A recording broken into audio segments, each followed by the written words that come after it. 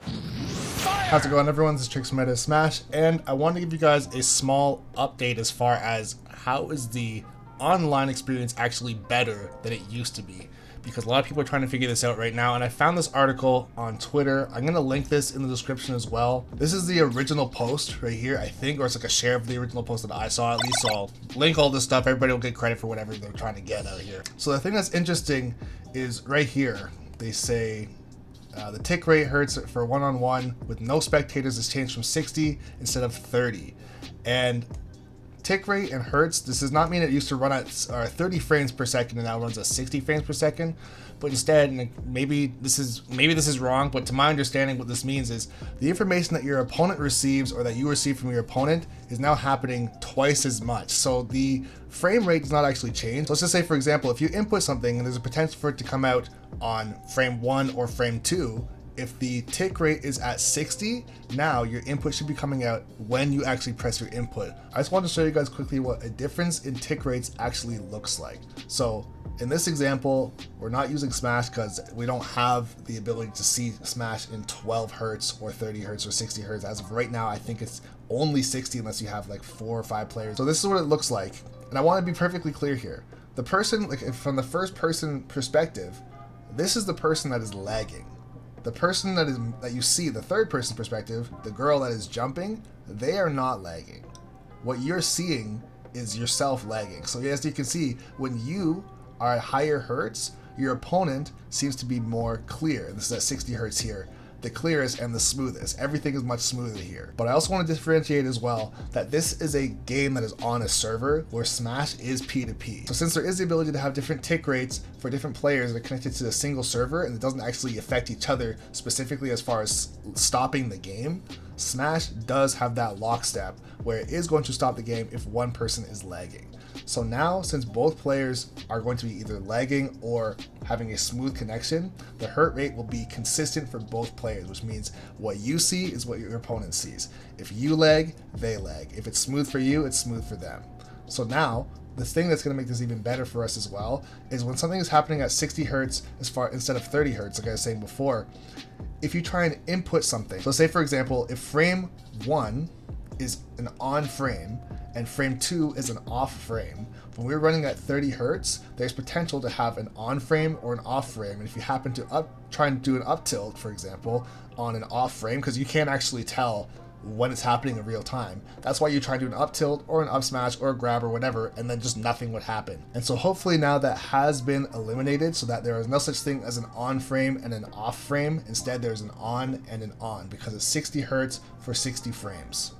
Also, with all that being said, I am definitely not a tech wizard when it comes to this kind of stuff, but just based on what I've heard and based on what I've read and a couple of the videos that I've seen, this is what makes sense to me. Maybe how I explained it isn't perfect, so if someone can explain it better than I just did, make a video and I'll link it in the description, or I'll tag the comment or something like that so that people can see potentially a better explanation. And also, you know what, I'll link all the sources in the description as well so you can see for yourself what I'm talking about. But I just want to get the information out there for anyone who's in the Smash scene and doesn't really know what this means. And so one more thing just to clarify, even though the game runs at 60 frames per second, that doesn't mean that every single frame that you see is also a frame that can register information. I think that's the takeaway from going from 30 Hertz to 60 Hertz. Now we have the potential to actually see our information and also input our information as we see it on the exact frame that we're trying to do it on. So this means less dropped combos, less missed punishes, and less just standing there when you're trying to go for a tilt or a grab or whatever it is. And I'm absolutely sure you've experienced that before.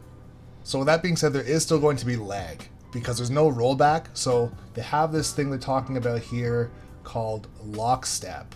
So essentially saying if you're playing with someone who is very far away from you, or maybe they do have a laggy connection, if their game has to slow down and process their inputs, there still will be lag. However, when there isn't lag, the potential to have a misinput because the game just decided to not read your input, that shouldn't happen anymore, or it should be happening substantially less. Of course, it's still going to be dependent on if there's going to be lag between the two players, but if there's a stable connection, let's just say, or a flawless online connection, which clearly doesn't exist, but you get what I'm saying. If there's as good a potential environment as possible when you input something, it should come out. So as far as the game feeling smoother, definitely a yes. I've been trying to do a couple other tests myself as well to see if there's been any input delay reduction. I'm pretty sure MVG put out a video earlier today talking about how they feel like there's potentially 1 or 2 frames less input lag. Don't quote me on that for sure. I'm still doing testing myself, and that's the thing. I think if there was 6 frames, to say that there's now 4 frames would be amazing, because realistically that is still a big deal. It's a 30% decrease as far as delay. So if that is the case, and this is substantially closer to offline play. Like I said before, there's still going to be stutters here and there, but this is going to be the main bulk of it. Talk a little bit about multiplayer stuff like that. They say somewhere down here too, I'm pretty sure. Yeah, spectators cannot directly cause lag. So I don't know if this has changed now, because I remember a long time ago, Leffen put out a video saying that if there are people spectating, that it would cause lag to the people that are playing. But now, I don't know if they've changed this, or maybe it was never like that in the past or whatever, but they're saying if you are spectating and you happen to be dropping frames or you happen to be lagging, you will get disconnected from spectating, whether you're in line or in the stand. This is regardless of if we had rollback or not. Huge advocate of, you just got to do it. If you're playing Ultimate, whether you're playing semi-competitively, if you're even remotely competitive, you probably already have one. If you're a top player or a high-level player, you guaranteed have one. But if you're someone who's trying to get into the scene and you're like, wow, this game is really hard to play online because it's so laggy, if you're not doing your part, at least you can get them online. They have like a thing saying go to Amazon, please. So Ethernet adapter is like $12, depending on which one you get. You can get them for like $40. You do not need to do that. Get a 3.0 USB LAN adapter. I've seen them for 12, maybe $15, and they work just as good as any of them that are $40. Mine that I have myself is a 3.0. It's by Ugreen, and I think it was genuinely $12 like before shipping. So that's just that's just a part of it right there. If you're going to be trying to have a better experience in general, you can't blame Nintendo for you yourself not having a LAN adapter. So if they've done their part as far as adding this in, we're going to do some actual tests further in the future. If I find out any other information as far as, if I find people doing like tests of like, I don't know if you call it like in person, like where they're pressing the button and watching the screen to see if there's actually a difference in input delay, if it's actually changed from 6 frames to 4 frames, or if it's 6 frames to 5 frames, or an increase at all, hopefully there's some sort of concrete evidence to say, yes, this is actually changed for real, rather than just saying that the experience has been improved. And the reason why I think it's important to actually have some concrete evidence is because, of course, there could just be, I don't want to say placebo, but kind of, because there could be things that have been changed. Like, let's say, for example, they did do the 60 Hertz down or up from 30 Hertz. And because of that now, it feels like there's less input delay.